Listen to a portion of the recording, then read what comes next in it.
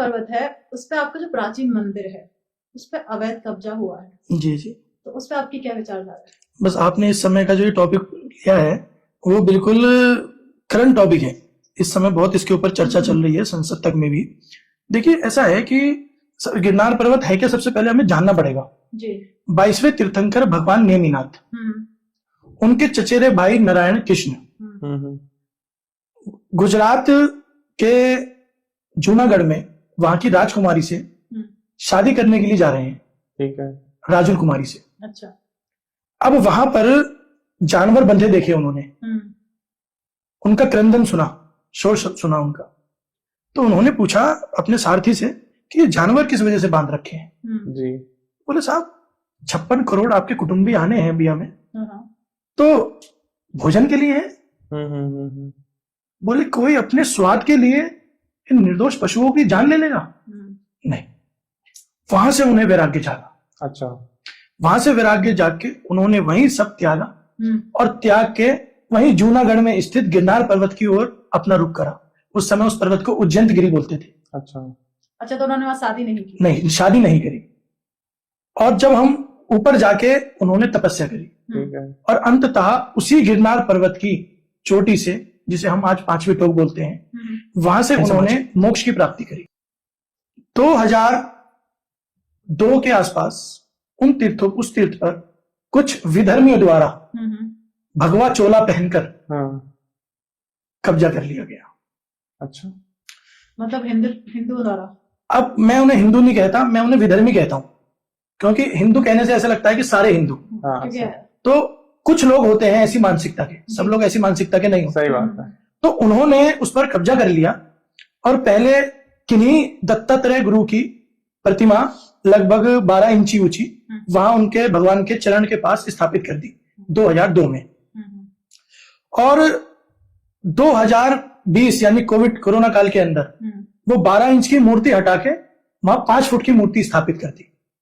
जबकि जो गुरु दत्तात्रेय की आप जीवनी पढ़ेंगे तो वो गुरु दत्तात्रेय कभी भी गुजरात की तरफ ही नहीं गए, जिनको वहां ये कह रहे हैं कि गुरु दत्त की वहां पर प्रतिमा स्थापित उन्होंने करी है, कि यहां पर उन्होंने तपस्या करी। और सबसे बड़ी बात, ये काम पुराने काल में नहीं हुआ, ये काम आजाद भारत के अंदर हुआ और एक ऐसी सरकार के अंदर हुआ जिसे जैन समाज, हिंदू समाज अपनी सरकार मानता है। हाँ, सही बात। और कई बार कहा भी गया इस चीज के लिए, लेकिन जवाब एक ही मिलता है कि वोट। सही बात है। तो कुछ ऐसा प्रतीत होता है कि जैसे आज का समय लोकतंत्र ना होकर भीड़ तंत्र में बदल गया है, कि जहां भीड़ है वहीं बारात सज रही है। ऑब्वियस है, जैन धर्म बहुत, मतलब जो पॉपुलेशन है वो काफी कम है। बिल्कुल।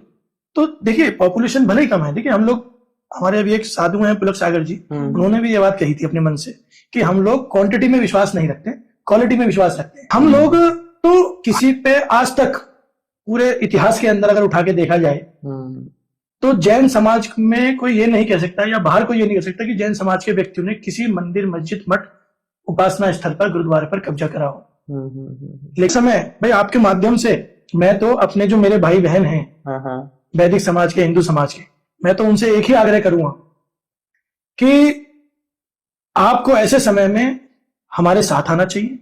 जैसे भगवान राम के मंदिर में हम आपके साथ खड़े हैं, जबकि वहां पर भगवान ऋषभ देव के लिखे हुए चांदी के सिक्के निकले खुदाई में, और ऐसा आर्किटेक्चर निकला जो पूर्णतः जैन धर्म से रिलेट करता है। जब मथुरा कंकाली टीले की खुदाई हुई तो वहां पर सैकड़ों की तादाद में जैन प्रतिमाएं निकली तीर्थंकरों की, जो आज भी वहां के म्यूजियम में रखी हैं। लेकिन हमने क्लेम नहीं करा, क्योंकि हमने कहा कोई बात नहीं, राम भी हमारे ही हैं भाई, ऋषभ देव हमारे, राम भी हमारे, कृष्ण भी हमारे, नेमिनाथ भी हमारे। लेकिन कहीं ना कहीं मैं ये दोबारा से बोल रहा हूं, आग्रह कर रहा हूं कि सर्व समाज के लोगों को, चाहे वो हिंदू, शैव हो, वैदिक हो, बौद्ध हो, जो भी हो, सबसे मैं आग्रह ये कर रहा हूं कि हमारे साथ आकर, और जो कुछ लोगों ने ये कलंक लगाने का कार्य चंद्रमा के समान हिंदू धर्म के ऊपर किया है, गिरनार पर्वत पर कब्जा करके, आप आगे आइए, हमारे साथ आइए और हमारे साथ आके उस कब्जे को मुक्त कराइए।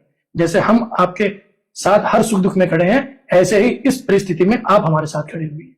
तभी तो भाईचारे का मजा है, सही बात। तभी तो आपसी सौहार्द का मजा है।